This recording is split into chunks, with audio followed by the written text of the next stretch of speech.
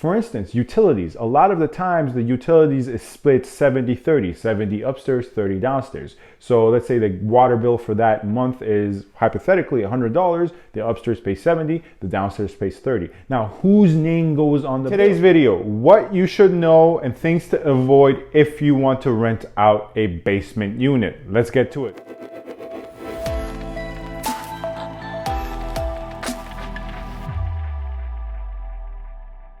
Hello everyone, this is Sam from SaberiSixRealEstate and Realtron Realty Inc. As always, you can find my contact information in the description box in terms of my Gmail, my Instagram, and my office if you want to get in touch with me.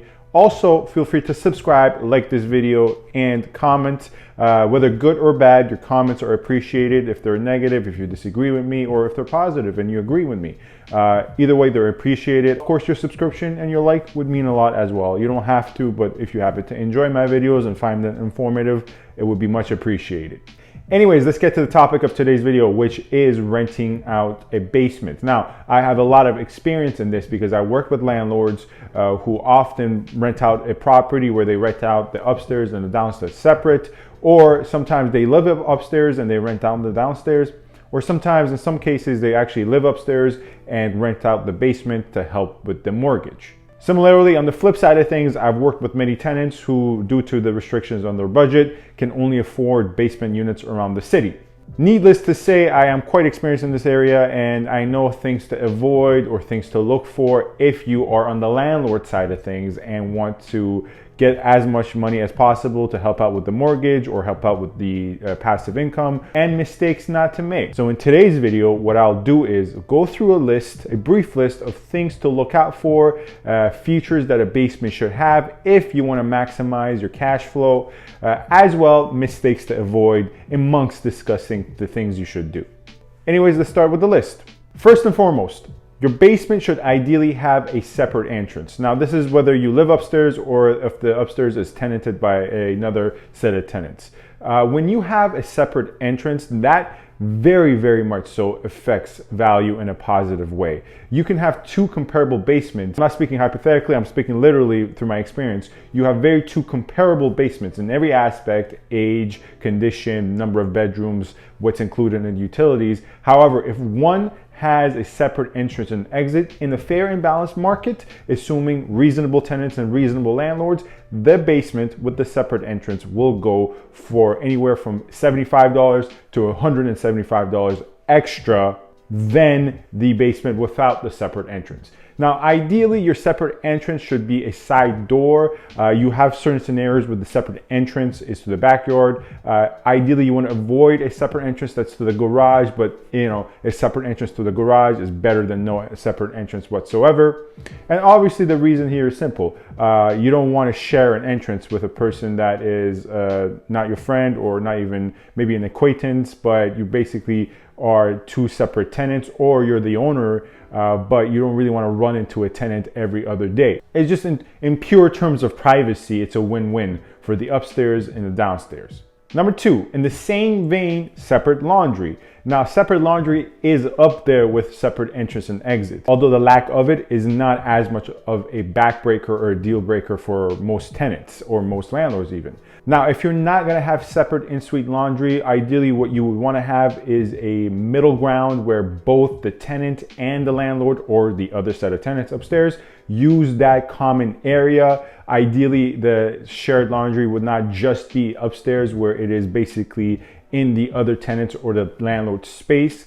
So the best option, if there is no in-suite laundry, is a common area laundry. But try your best to have a basement with in-suite separate laundry, because that's gonna very much so positively affect resale value first and foremost, but when you wanna rent it out. Third on the list of what will impact value the most for a basement unit is if it's above ground. Now, why do I say this? Well, you don't have a lot of above ground basements, but you want to ideally have a basement where if there are windows, you do get some natural light into the basement. And this is a very key point for tenants. A lot of tenants actually exclusively stay away from basement units because of the natural light reason. And if you can get a basement as a purchaser of a investment property or a purchaser who wants to rent out the basement separately to help out with the mortgage, if it has windows, ideally large windows with natural light that allows for natural light, that would also greatly help the living experience of the tenant and as well the rental income you can potentially reap.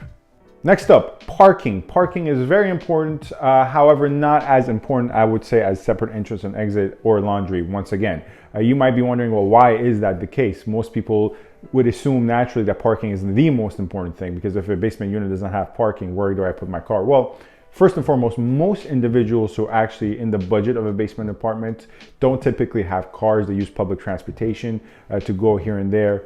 However, for those who do, obviously lack of parking will be a deal breaker, but a lot of residential streets allow street parking as well. So necessarily a driveway parking spot won't be that much of a deal breaker either, because they can just resort to street parking. Now, if you're in a situation where there is no street parking, there is no parking space, and you do have a car as a basement tenant or a potential tenant that can live in the basement, then yes, it will definitely be a deal breaker. But on average, this is not that much of a backbreaker. But obviously, if you also have parking, it's going to greatly affect the value of your basement unit. Higher ceilings. Next up, higher ceilings. Now, this is kind of a tricky one because a lot of older basement apartments, because there are older buildings, older built properties, don't have higher ceilings. But a lot of the newer ones you see on the market nowadays, especially in Toronto and especially in North York, I would say, around the Yonge Steeles, Yonge Finch, Yonge Sheppard area, going anywhere from Bayview to Bathurst. A lot of these newer built properties do have high ceilings in the basement. It's actually higher ceilings, funny enough, than a lot of older properties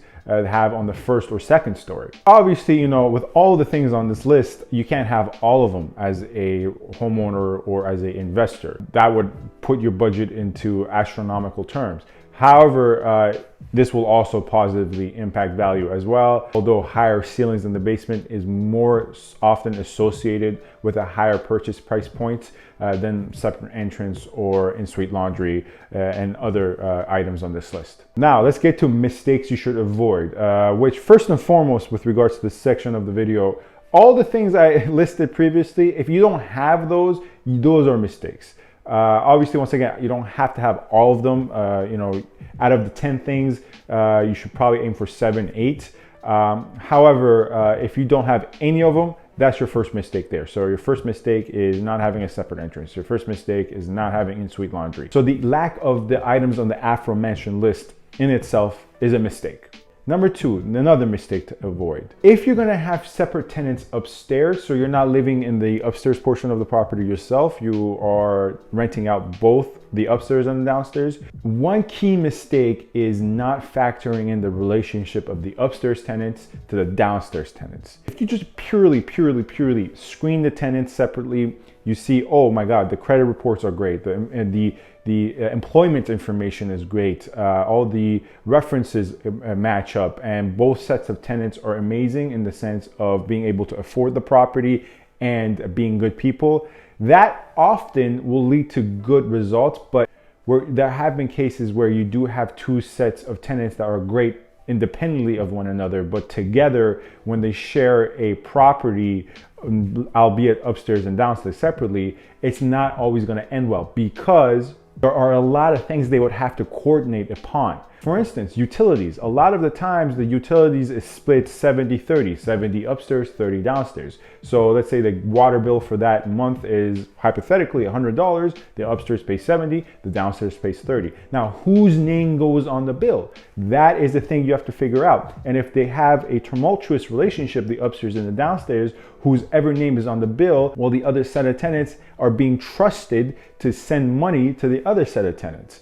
For these reasons and these simple things where they have to coordinate with each other, you have to ensure that the upstairs tenants and the downstairs tenants actually do have some sort of relationship and can fit with one another well. That's very hard to actually ensure, and oftentimes if their financials and their references check out individually, most oftentimes, yes, it will work out. But ideally, you do want to get tenants that are related in some way, where the upstairs are friends with the downstairs, you do risk a little bit of maybe noise and partying in that sense, and a lot of traversing up and down. However, if the upstairs tenants can be trusted and their financials check out, and they do have friends who are also looking for a place and their budget is perfect for a basement tenant, and their financials and their screening also checks out, in my opinion, 9 times out of 10, that is the best arrangement you can have. 2 sets of tenants where independently of one another, their financial and the screening checks out for them to be good tenants and actually pay rent, and as well they know each other somehow.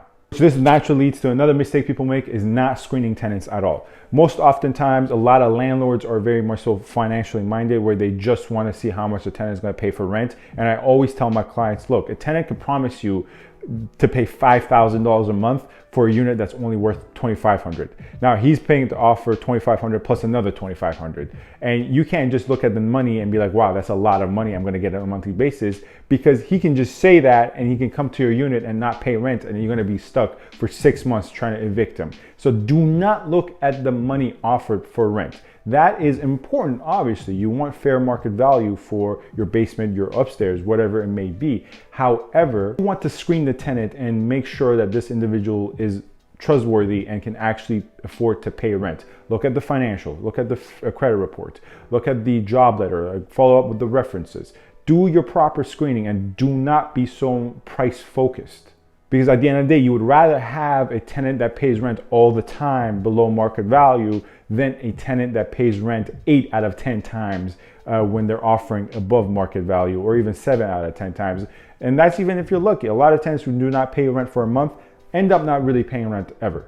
Last mistake, if you're gonna buy a rental property or a property for yourself that actually has a basement you can rent out because the basement has a bedroom, please get an inspector to come inspect the basement and improve it. Sellers do not often guarantee retrofit status of the basements. It might not hold up to snuff with the inspector. It might not be a true legal basement apartment in terms of meeting all the necessary regulations and conditions for a basement unit to be truly considered a legal separate unit. So for sure, do your due diligence when you're purchasing a property for yourself or for investment purposes, and do your due diligence with regards to the basement apartment if it's advertised as such. Because just because the basement has a bedroom and a kitchen does not mean you can actually use it legally as such. Anyways, that's Sam from SaberiSixRealEstate, RE/MAX Realtron Realty. Let me know if you have any further questions about this list or other things that I may have left off the list. And feel free to get in touch with any other questions you have about any other matter in real estate. Furthermore, if you enjoyed this video, please feel free to subscribe, like, and comment. Thank you.